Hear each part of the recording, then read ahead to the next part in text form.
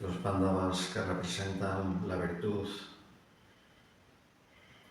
Yudhishthira, el mayor de los Pándavas, la representación del Dharma y todas las buenas cualidades del ser humano y del devoto. Y en el otro bando estaban sus parientes y primos, los Kauravas, que representan y muestran las cualidades impías y demoníacas del alma condicionada, la envidia, la codicia, la traición. Todo lo vemos en los comportamientos de Duryodhana, de Dushasana, de Dhritarashtra, en fin, todos en las formas como se manifestaban estas entidades vivientes, los Kauravas. Y finalmente se encuentra en ese campo de batalla y Arjuna, el gran guerrero, que es conducido en su auriga por Krishna mismo. Krishna mismo va a hacer el servicio de auriga, de conductor de su carro de batalla. Y Arjuna en un momento está desconcertado, está desconsolado, está abatido.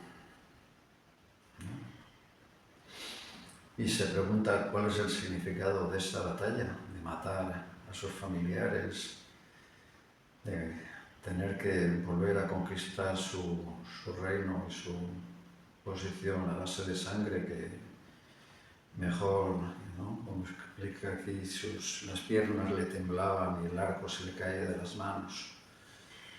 Mejor retirarme al bosque, decía Arjuna. ¿Para qué conseguir un reino manchado de sangre? Entonces Krishna le dice, Arjuna pregunta, por favor, mi señor, no sé qué hacer, por favor, instrúyeme. Y ahí empieza el capítulo 2, en que Krishna dice, ¿de qué te lamentas? Todos estáis muertos, tanto los Kurus como los Pándavas. La muerte es un axioma de la vida. Y la vida debe ser mantenida y sustentada en base al Dharma. Y tú, Arjuna, y los Pándavas estáis representando al Dharma y tenéis que cumplir con vuestra responsabilidad y vuestro deber, llevar el Dharma adelante. Y tu Dharma, en este momento, como sátiro, como guerrero, en base a los principios de la religión y del Dharma para el bienestar de la humanidad, tienes que pelear. De todas formas, todos estáis muertos. ¿Qué es el cuerpo?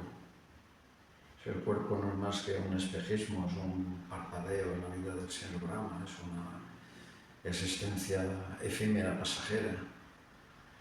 Aunque la podamos contar en años, no es más larga en un sentido que la vida de un insecto que vive 1 o 2 días, ¿no? En comparación con la eternidad. Y ahí Krishna empieza a impartir todo el conocimiento de la Bhagavad Gita, ¿no? Primero habla de cumplir con el deber prescrito, con el Dharma, con la rectitud, con los principios axiomáticos o principios universales, con las leyes universales, con las leyes divinas, con el organigrama perfecto de la creación divina de Dios. Y entonces empieza a instruirle primero que no somos el cuerpo. Entonces, aquellos que son sabios no se lamentan ni por los vivos ni por los muertos. Entonces, nuestra identidad en el capítulo 2 nos la deja bien clara Krishna, de que no somos este cuerpo material. El cuerpo material no es más que un vehículo que la jiva, el atma, la entidad viviente, el ser, el yo superior o el yo real, habita o se acomoda en este cuerpo y durante un tiempo es su residencia. Entonces, capítulo 2 nos explica claramente, no somos el cuerpo, somos el espíritu eterno, partes y porciones de Dios. Somos pequeñas chispas de un fuego, con las mismas características del fuego, de luz y de calor, pero en cantidades diferentes.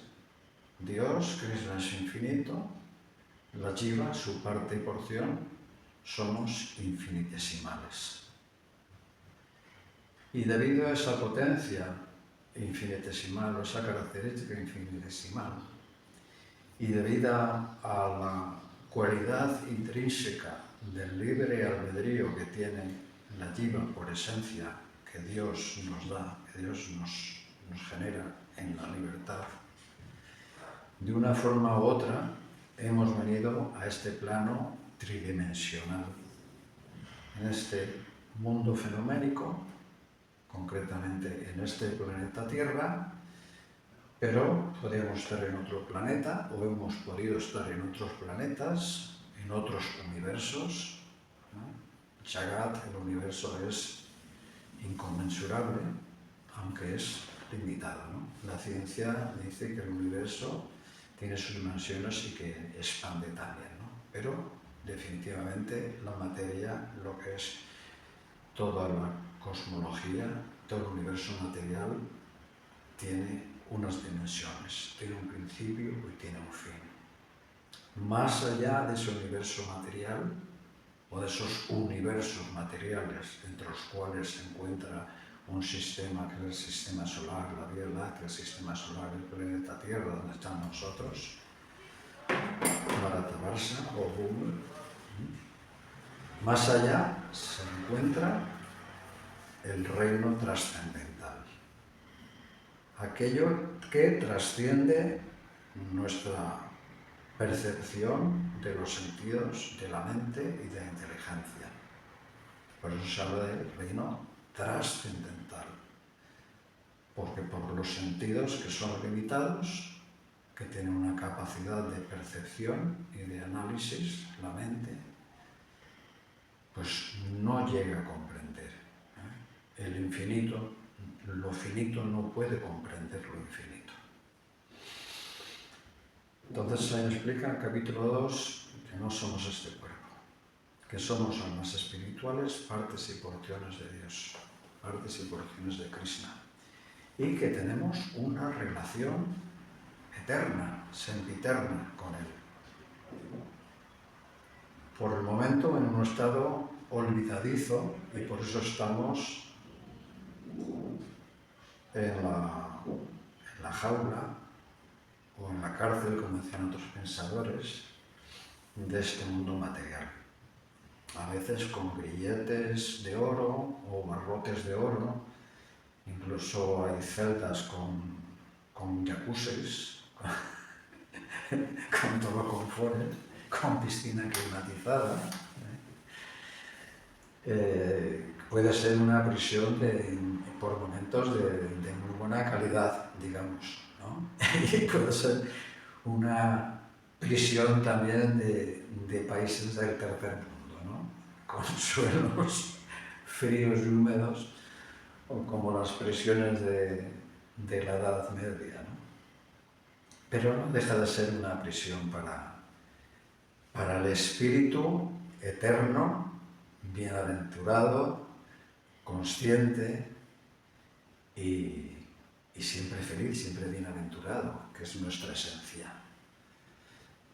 Ahí en el segundo capítulo, tercer capítulo, nos habla del karma, de lo que es la acción, cómo la acción nos enreda en este mundo, es un efecto bola de nieve, cada vez la jiva está más cubierta por diferentes capas de la energía ilusoria, que se llama maya, ilusión, aquello que nos hace creer por verdad lo que no es verdad, simplemente es una percepción subjetiva de nuestros sentidos y de nuestra conciencia fenoménica.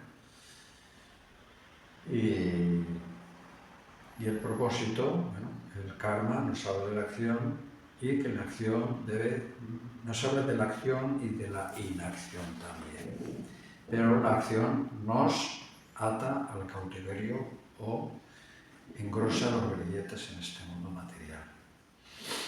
Entonces dice que para librarnos de los grilletes necesitamos conocimiento, ¿no? Ya en el capítulo 4 ya se habla del conocimiento. Cómo salir de los grilletes, cómo salir de las situaciones de miseria, de sufrimiento, de dificultades, de ansiedades, porque el mundo material es kunta, es un mundo de ansiedad. En Batalla de Kursetra, algunos autores lo comparan con nuestra existencia en el mundo material. La vida en el mundo material no deja de ser una batalla constante, ¿no? Una batalla con la mente, por el parlanchín de la mente que constantemente está elaborando planes, contando y no para de hablar y decir cosas y planear junto con los deseos de la mente. La mente, los sentidos, nos tiene atrapados. ¿Cómo salir de esa situación? Con conocimiento. ¿Dónde nos llega y concluye este conocimiento? Pues hablo de las diferentes prácticas de yoga. Ha hablado del conocimiento trascendental, ha hablado de los diferentes sistemas de yoga en el capítulo 5 y en el capítulo 6, como el trascendentalista o el buscador de la identidad eterna y de la relación eterna con Dios, pues busca diferentes vías de conocimiento para llegar a ese estado de mukti o de liberación del sufrimiento y de las penurias de este mundo material.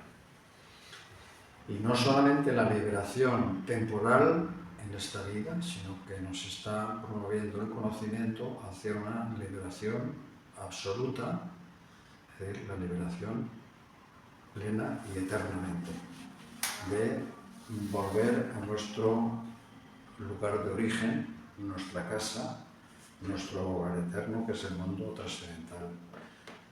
Entonces, el capítulo 6 que hemos ido leyendo habla de cómo el yogi, el tapasvi, el asceta, el místico buscan diferentes caminos de conocimiento y de prácticas, de asana, de meditación, de regulación, etc., para alcanzar ese estado de liberación. Pero ahora vamos a llegar a concluir el capítulo 6, donde Krishna va a explicarnos cuál es la esencia y la finalidad del yoga.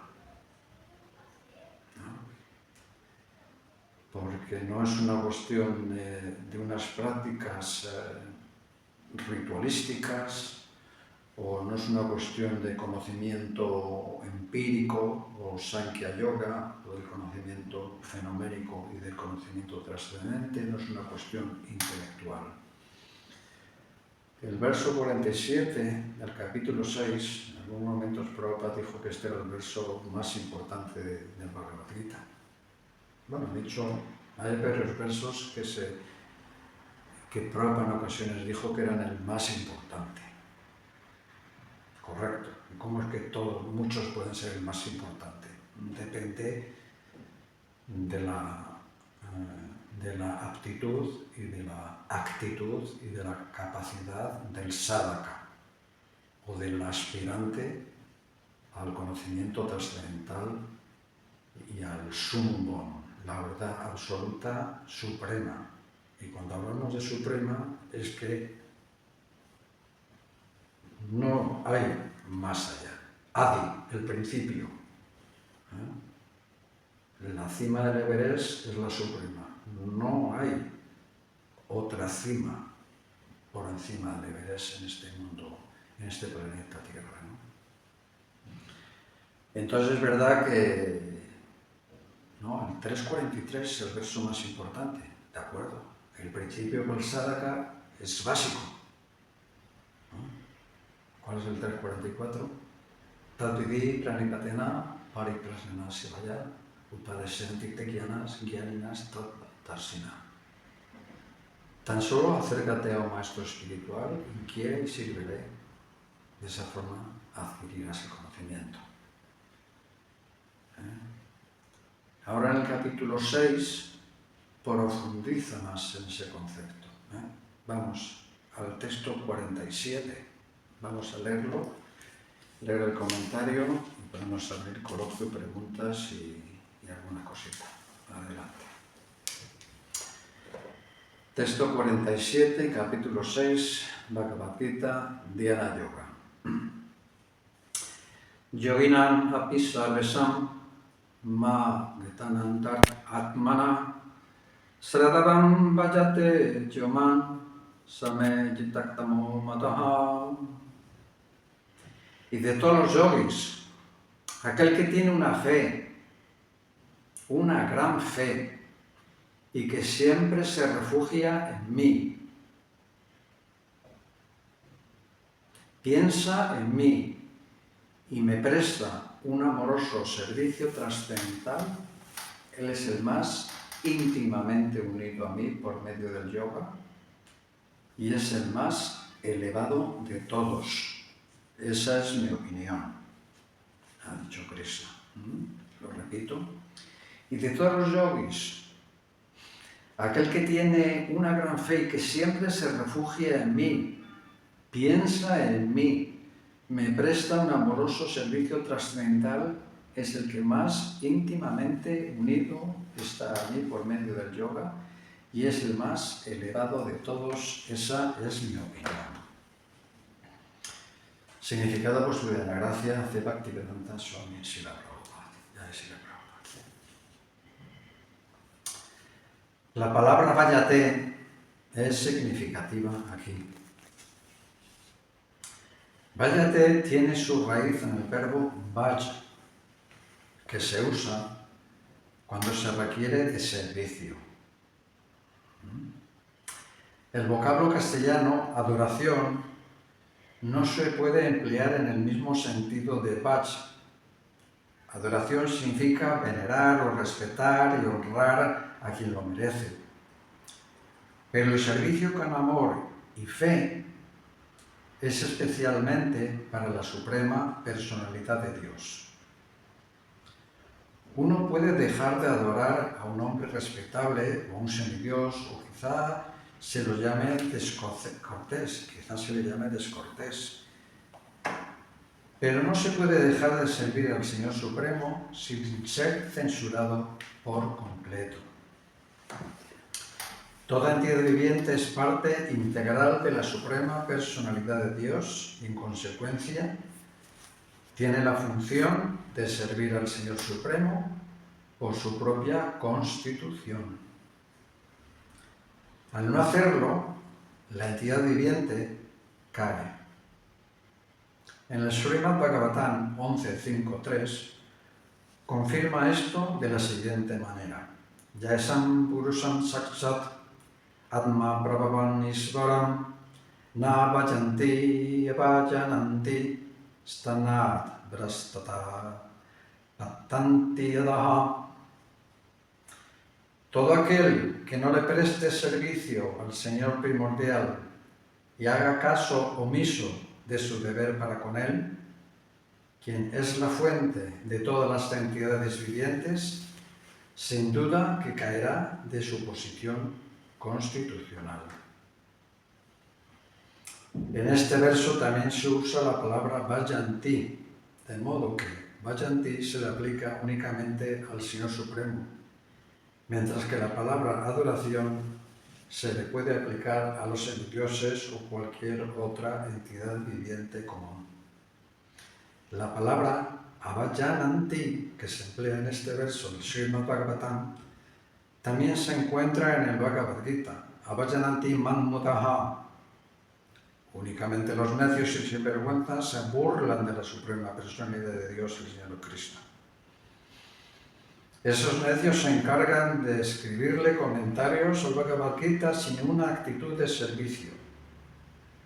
Por consiguiente, ellos no pueden distinguir bien entre la palabra Vajanti y la palabra adoración. El Bhakti Yoga es la culminación de todas las clases de prácticas de yoga. Todos los demás yogas no son más que medios para llegar al punto del Bhakti, en el Bhakti Yoga. Yoga significa, de hecho, Bhakti Yoga. Todos los demás yogas son progresiones que tienen por meta el Bhakti Yoga. Desde el comienzo del Karma Yoga hasta el final del Bhakti Yoga es un largo camino que lleva a la autorrealización. El Karma Yoga, sin resultados fruitivos, es el comienzo de ese sendero. Cuando el Karma Yoga aumenta en conocimiento y renunciación, la etapa se denomina Jnana Yoga. Cuando el Jnana Yoga aumenta en meditación en la superalma, mediante diferentes procesos físicos, y la mente se concentra en él, se denomina Ashtanga Yoga. Y cuando uno supera el Ashtanga Yoga y llega al plano de la suprema personalidad de Dios Krishna, ello se denomina Bhakti Yoga, el punto culminante. En efecto, el Bhakti Yoga es la meta última, pero para analizar el Bhakti Yoga a fondo hay que entender esos otros yogas. El yogi, que es progresivo, se encuentra entonces en el verdadero sendero de la buena fortuna eterna. Aquel que se aferra a un punto en particular no progresa más. Es conocido por ese nombre en particular: Karma Yogi, Jnana Yogi o Dhyana Yogi, Raja Yogi, Hatha Yogi, etc. Si uno es lo suficientemente afortunado como para llegar al plano del Bhakti, se sobreentiende que ha superado todos los demás yogas. Por lo tanto, volverse consciente de Krishna es la máxima etapa del yoga, de la misma manera que cuando hablamos de los Himalayas nos referimos a las montañas más altas del mundo, de las cuales el pico más alto, el monte Everest, se considera que es la culminación. Por una gran fortuna, uno llega al plano de conciencia de Krishna en la senda del Bhakti Yoga, para así quedar bien situado según lo que indican los Vedas. El yoga ideal concentra la atención en Krishna, a quien se le da el nombre de Shyama Sundar, y quien tiene un color tan hermoso como el de una nube, cuya cara, cual loto, es tan refulgente como el sol, cuya ropa está llena de joyas que le hacen brillar y cuyo cuerpo lleva una guirnalda de flores. Su magnífico resplandor, llamado Brahmayoti, ilumina por todas partes. Él se encarna en diferentes formas tales como Rama, Nrsimha, Varaha y Krishna, la suprema personalidad de Dios, y desciende como un ser humano, como hijo de Madre Yasoda, y es conocido como Krishna, Govinda y Vasudeva. Él es el hijo, esposo y amigo y amo perfecto, y está colmado de todas las opulencias y cualidades trascendentales. Si uno permanece plenamente consciente de esas características del Señor, se dice que es el yogi más elevado de todos. Esta etapa de máxima perfección en el yoga se puede alcanzar únicamente por medio del Bhakti Yoga, tal como se confirma en toda la literatura védica. Yasya deve parabhaktir, yata deve tataguro, tasyate katati hirarta, prakasante mahatmana. Solo a aquellas grandes almas que tienen fe implícita tanto en el Señor como en el Maestro Espiritual se les revelan automáticamente todos los significados del conocimiento védico. Esto es del Svetasvatara Upanishad 6.23. Bhaktir asya bhajana tad ihamu tropadi nera sinna musnim mana kalpanam etat eva naskarmiam. Bhakti significa servicio devocional que se le presta al Señor libre del deseo de obtener ganancia material, ya sea en esta vida o en la siguiente. Desprovisto de esa clase de inclinaciones, uno debe absorber la mente en el Supremo por completo. Es el propósito del Naiskarmya, desde Gopala Tapani Upanishad 1.15. Estos son algunos de los medios para la ejecución del Bhakti, o el proceso de conciencia de Krishna, la etapa más elevada y perfecta del sistema de yoga. Y así terminan los significados de Bhaktivedanta correspondiente al capítulo 6 del Srimad Bhagavad Gita, titulado Dhyana Yoga. El buscador, le llamamos yogi, porque el buscador se entiende que está buscando la raíz de su existencia y en consonancia la raíz de su conexión con su origen, que es divino, que es Krishna, como partes fragmentarias, como partes y porciones de Dios. Ese es el yogi. Y el yoga se basa, el principio del yoga es, lo primero, control de la mente y de los sentidos. Unos versos antes, Arjuna, cuando se explican los diferentes procesos de yoga, Arjuna, que era una persona muy preparada y muy capacitada, dijo que estas prácticas de yoga eran muy arduas, muy difíciles de practicar, que eran prácticamente imposibles, sobre todo porque la mente es inestable. La mente tiene una actividad egocéntrica y tiene una actividad de kalpa vikalpa, de aceptar y rechazar, es turbulenta, es inquieta, es movible, es inestable, es cambiante, es mutable, ¿no? Es como un gran torbellino, lo describe Arjuna. ¿Cómo controlar un torbellino? Un torbellino nos arrastra, nos engulle. Es más difícil controlar la mente que controlar un torbellino, dice Arjuna. Y Krishna le contesta que es fácil mediante la práctica y el desapego. Abhyasa y vairagya. Abhyasa es la práctica. La práctica de cómo controlar la mente. Controlar la mente no es reprimir la mente, ni censurar, ni parar, ni controlar los pensamientos, porque no podemos controlar los pensamientos, ¿no? Cuando tiramos una piedra en el centro de un lago en calma, hace ondas, pero esas ondas en un momento desaparecen. Pero en nuestra mente esas ondas no desaparecen. ¿Por qué no desaparecen? Porque nosotros seguimos a las ondas. Nuestro pensamiento incita a otro pensamiento y nos subimos en la cresta de la ola en otro pensamiento, hacia otro pensamiento, y no dejamos de agitar las olas del pensamiento de la mente. Por eso no hay paz, porque nos identificamos, la mente, nos identificamos con la mente y con el pensamiento.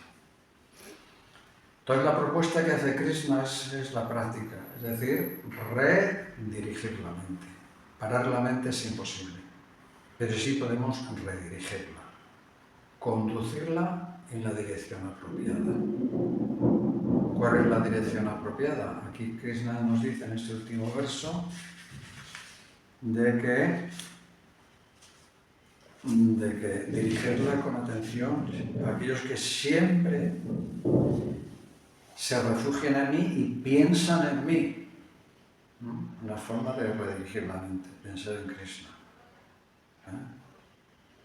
Yo no puedo, redirigir la mente, yo no puedo, pero tú sí puedes, Krishna. Yo no llego, pero tú sí llegas, Krishna. Entonces en este verso hay dos palabras muy, muy importantes. Prabhupada lo menciona. Una es váyate, váyate, y habla también Sradavam. Váyate, Prabhupada lo traduce y lo explica el significado como prestar un amoroso servicio trascendental. Es la primera vez que Krishna menciona esta palabra en el Gita, váyate. Muy importante. Y Sradavam, Sradavam, con plena fe, una fe indivisa. ¿Qué es fe? Vishwanath Chakravarti Thakur describía que fe es la convicción inquebrantable. ¿Pero de dónde surge la fe? Algunos dicen que la fe es una fantasmagoría, que es una invención de la mente. No, la fe surge del alma. Es algo estable, inmóvil, firme. Lo que surge de la mente son creencias. Y como la mente es fluctuante, las creencias son fluctuantes. Hoy creo esto, mañana creo aquello, pasado creo lo de más allá, de acuerdo al conocimiento y las experiencias que voy percibiendo a través de los sentidos y a través de la mente y la inteligencia. Pero la fe tiene un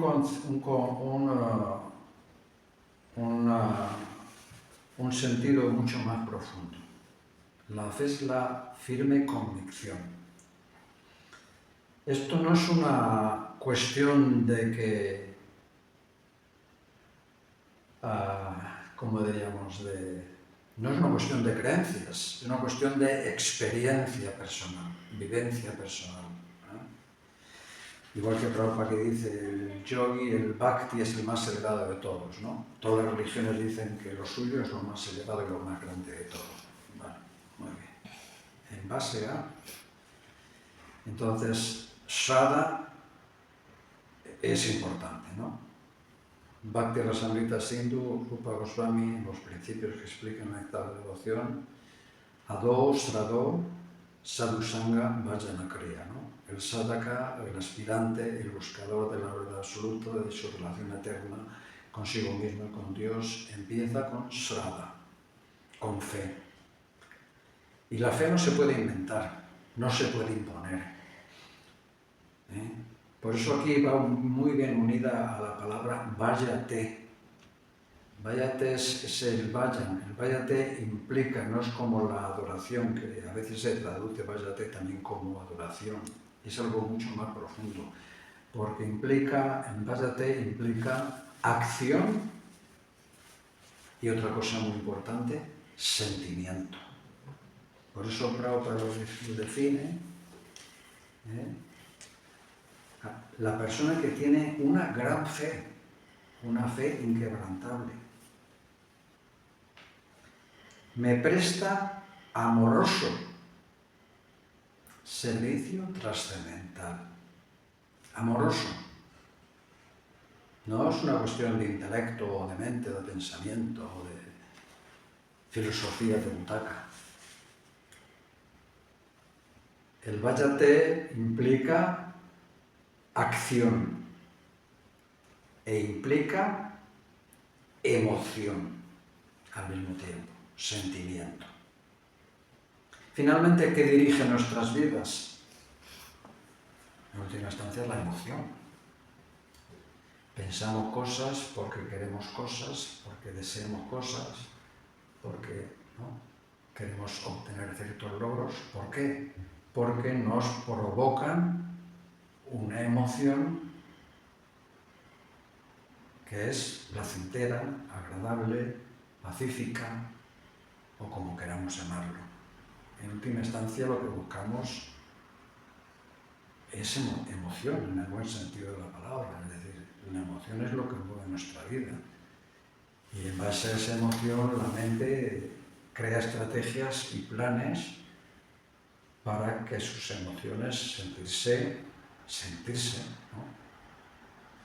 Como muchas veces se habla que somos seres sintientes, ¿no? En el el budismo se habla mucho en esa terminología. Nosotros hablamos muchas veces como entidades vivientes, ¿no?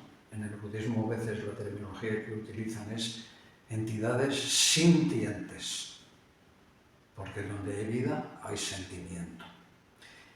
Y aquí es donde va el texto 47, al sentimiento. Servicio amoroso trascendental a Dios. Está la acción, el váyate, es la acción con devoción, con corazón, con emoción. Como todos sabemos, con cariño, todos conocemos nuestra experiencia humana, lo que es el cariño, ¿no? El afecto por alguien, ¿no? Ese sentimiento, ¿no? Por supuesto, el sentimiento hacia Krishna está en otra dimensión, pero no estamos en esa etapa de Baba y de, ¿no? O de Sakti, ¿no? Estamos muy por abajo, ¿no? Pero igual que Rupa Goswami explica también en el segundo capítulo del Néctar de la Emoción, ¿sí? La emoción tiene que estar ahí y el llanto tiene que estar ahí, ¿no? Es decir, es una práctica recomendable, como dice Rupa Goswami, ¿no? No olvidarnos que somos seres sintientes y a la hora de relacionarnos como personas, o como devotos, o como seres humanos, que la emoción también esté presente. La emoción es la empatía, es la compasión, es el cariño, es la entrega, es la dedicación, es el servicio. Todo eso que nos provoca en nuestro interior. Creo que eso todos tenemos experiencia de lo que es sentirnos emocionados, ¿no? En la vida, en situaciones de valor, ¿no? No la emoción de meter los dedos en el enchufe y te da una descarga eléctrica y te pone muy emocionado. No, nos entendemos, ¿no? Hablamos de las emociones dulces y amorosas del corazón. Porque si hay un hilo conductor en todo ser humano, en toda la humanidad, en cualquier ser humano, es que todo el mundo quiere amor, busca amor, quiere amar y quiere ser amado. Es un principio axiomático, ¿no? Desde que estamos en el útero materno, ¿no? Y a veces cuando lo vemos, ¿no? En psicología, cuando hay carencias en el útero y en la infancia, luego hay patologías y problemas psicológicos serios, o menos serios, o más serios, por la falta de ese afecto y ese amor que esa entidad viviente en su desarrollo psicofísico no ha tenido, no se ha nutrido. Entonces, el amor es una cosa muy importante, ¿no? Y es el énfasis que hace en este último verso del 6º capítulo, que es un punto de inflexión en la Bhagavad Gita. Un punto, entonces, tal vez el verso más importante, ¿no? Porque se habla de la fe inquebrantable, y se habla de la palabra de váyate, amor con acción. Acción, sabemos que en la práctica del Bhakti Yoga hay lingas, ¿no? Como llaman los... Ahora me sale en sánscrito, no me sale en español. Las diferentes formas, ¿no? De acción, de actuar en servicio devocional, ¿no? Sravana, Kirtana, Vishnu-smaranam, Tadasevanam, Archanam, Dasyan, Sakyan, Atmanivedanam, ¿no? O sea, cantar, recordar, escuchar, adorar, todo eso son acciones, ¿no? Cantar los santos nombres de Krishna, en especial, porque Krishna nos instruye, Chaitanya Mahaprabhu nos lo enfatiza, para Kali Yuga, la época en la que estamos viviendo, la forma más sencilla de reconciliación con nosotros y de entender y de fortalecer nuestra conexión y nuestra fe es a través del canto de los santos nombres. Incluso en el cristianismo se habla mucho, en las apariciones famosas de la Virgen, tanto en Fátima, en Lourdes, como otras apariciones, lo que tengo entendido que siempre la Virgen pedía a los feligreses que orasen, la oración, ¿no? De cantar los nombres de Dios. Y en la Biblia, alabado y glorificado sea tu nombre, ¿no? Entonces, es el proceso más sencillo y más fácil, porque meditar con la mirada en el entrecejo, los ojos semicerrados, sin comer, y durante horas, días, meses, controlar los aires vitales, no es posible para nuestras cualidades en Kali Yuga, que nos hemos convertido en la princesita del garbanzo, ¿no? ¿Sabes la historia de la princesita del garbanzo? ¿No? Que le molestaba y por muchos colchones que se le ponía siempre sentía el garbanzo, ¿no? Entonces nos hemos vuelto muy sensibles y muy delicados para emprender cualquier tarea con entereza, ¿no? con fuerza y estar meditando durante horas, mantener una postura, ¿no? Sentarnos. Somos capaces de sentarnos durante 2 horas y cantar el japa, Hare Krishna, durante 2 horas y movernos. Imposible. Para mí, por lo menos. Sin mover. Es un buen ejercicio. La mente enseguida, aquello, aquí para allá, arriba, abajo, ¿no? Bueno, pues práctica constante, ¿no? La mente se va, la volvemos a poner en su sitio, la volvemos a poner en atención en Krishna. Entonces, redireccionar la mente, ¿no? Servicio con amor. Y también Mad Gatanantaratmana se menciona aquí. Otra palabra muy importante que dice: no hay otro refugio. No hay otro refugio. Y también se dice Yukta Tamaha, el que es el yogi, aquel que me sirve con amoroso servicio, Vajate, con Shraddha, con fe. Yukta Tamaha es el que más unido está conmigo.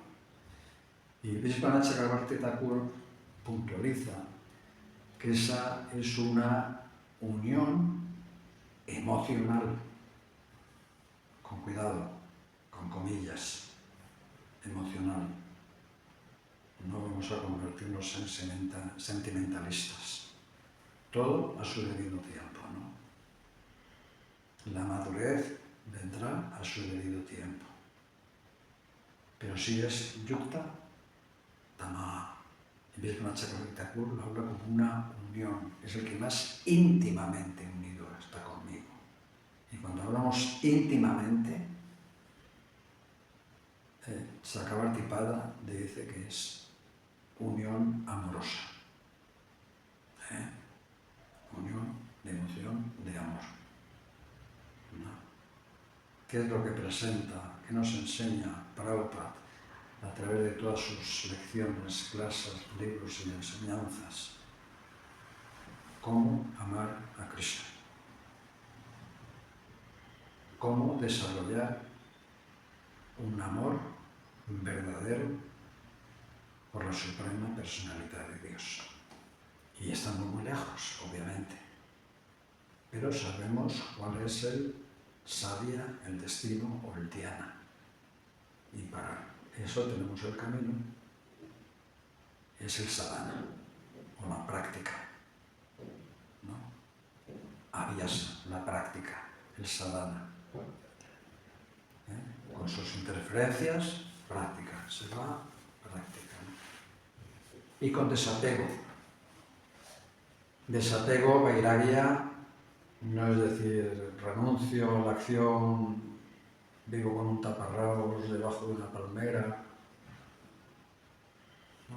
O incluso el yogi, el tapasvi, incluso a veces no tiene bhakti, simplemente está haciendo méritos. Es un, como dice ese verso, bhukti mukti siddhi kama sakala santa, ¿no? Y el yogi místico encuentra la paz porque finalmente tanto el que disfruta, el que busca disfruta de los sentidos, como el yogi que quiere la liberación, como el que quiere obtener poderes místicos, en última instancia, son deseos egoístas. Solamente el bhakta, que aquí lo explica Prabhupada, es el único que no tiene deseos egoístas. Y esto es muy importante y muy difícil de realizar, porque somos egoístas en nuestro estado condicionado. Aunque entendamos que Krishna es la suprema personalidad de Dios, ¿vale? Entendemos cosas, estamos en el camino, pero el auténtico sentimiento de amor tiene que haber una auténtica transformación interior en el corazón, de desapego, vairagya. Y vairagya, como decimos, no es refugiarse en un bosque debajo de un árbol, sino de una forma u otra que el entorno ni nuestros pensamientos interfieran en nuestra fe y en nuestro destino. Que aunque estemos en este mundo, al mismo tiempo estemos separados de este mundo, viendo como un espectador está viendo una película, sin implicarnos en demasía en las circunstancias y dejarnos arrastrar por los apegos, por los deseos, por los miedos, por las incertidumbres, por las penas, ¿no?, que nos arrastran. Vairagya es estar separado del pensamiento, estar separado de los anhelos, de los deseos, dejar que el exterior no controle nuestro interior. Eso es vairagya. Aunque vivamos dentro del caos, o dentro del conflicto, en mitad de una llama, de una, ¿cómo se llama esto?, de un atasco, no vernos afectados por el atasco, ¿no? Y poner nuestra fe y nuestra acción en la práctica del servicio devocional a través de los diferentes procesos, ¿no?, como Sravana, Kirtana, Vishnu Smarana, etc. Se dice que finalmente el control de la mente encuentra su propósito en el bhakti. El control de la mente encuentra su propósito en el amor a Dios. Este debe ser nuestro cultivo, o debería ser nuestro cultivo interior, ¿no? Entonces, Shraddha importante, la vyasa, la práctica, el vairagya, el desapego, el vayate, el servicio con sentimiento, con amor, con devoción, con acción, con implicación, ¿no?, con implicación. Y la mente, no se puede parar el fluir de la mente, pero sí podemos desviar su cauce hacia Krishna, hacia la práctica del proceso o de los procesos del servicio devocional. Porque lo demás es enredarnos más, finalmente. ¿Qué queremos? ¿Enredarnos más en este mundo? ¿Qué es lo que queremos? ¿O queremos liberarnos? El devoto ya con cierta madurez tampoco quiere liberación. El devoto quiere simplemente amar a Krishna. No quiere ni liberación. Dhruva Maharaj, tenemos un ejemplo en Bhagavatam, se sintió muy ofendido. Suruchi, Las esposas del padre Maharaj, ¿quién era el padre de Dhruva Maharaj? No recuerdo ahorita. Bueno, como fue su madrastra no la dejó que se subiera al regazo de su padre cuando su hijo estaba en el regazo de su padre y le despreció y dijo, tú nunca serás rey y no sé qué, ¿no? Entonces Dhruva Maharaj se sintió tan ofendido que se fue al bosque y estuvo practicando penitencias, austeridades, como suelo decir vulgarmente, como que no hay un mañana, ¿no? Y fueron tan severas, tan profundas y tan auténticas sus austeridades que hasta el señor Vishnu se le aparece de enfrente. Entonces Dhruva Maharaj dice, porque él quería obtener un reino, tras sus penitencias, quería obtener un reino más grande incluso que el de su padre, ¿no? Debido a mis austeridades, mis penitencias, mi sacrificio, mi trabajo, voy a obtener un reino más grande que el de mi padre. Y sí, lo podía haber obtenido, y el señor Vishnu se complace y aparece ante él. Y entonces dice, el Dhruva Maharaj está buscando vidrios rotos. En realidad, como que he encontrado a la suprema personalidad de Dios, a Vishnu mismo. He encontrado un diamante, cuando simplemente estaba buscando vidrios rotos, un imperio. ¿Qué es un imperio? Vidrios rotos, comparado con un diamante, la joya, que es la suprema personalidad de Dios.